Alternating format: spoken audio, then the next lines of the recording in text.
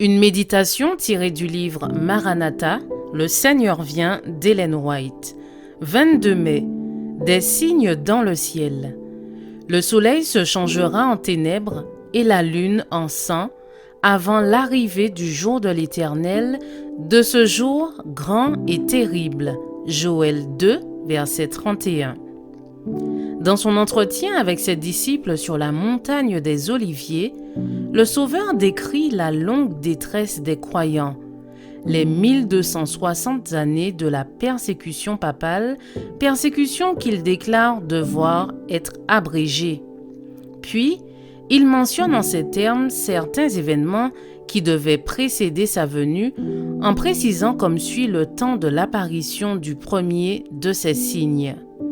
Mais dans ces jours, après cette détresse, le soleil s'obscurcira, la lune ne donnera plus de sa lumière. Marc 13, verset 24. Les 1260 jours ou années prirent fin en 1798, les persécutions ayant presque entièrement cessé un quart de siècle plus tôt. Or, c'est après la persécution que, selon la prédiction de Jésus, le soleil devait s'obscurcir. Cette prophétie s'est accomplie le 19 mai 1780. À peu près unique parmi les phénomènes de ce genre est l'événement mystérieux, inexpliqué jusqu'à ce jour, connu sous le nom de Jour obscur du 19 mai 1780, que fut l'obscurcissement de tout le ciel visible et de l'atmosphère de la Nouvelle-Angleterre. Aux ténèbres intenses de ce jour succéda 1 heure ou 2 avant le coucher du soleil. Un ciel partiellement clair et le soleil brilla au travers d'un épais brouillard.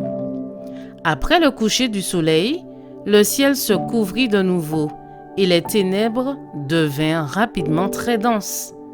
Les ténèbres de cette nuit ne furent pas moins extraordinaires et terrifiantes que la journée. Bien que la lune fût presque dans son plein, on ne pouvait rien distinguer sans la lumière artificielle qui, vue de près ou de loin, semblait barbouillée de ténèbres à peu près opaques.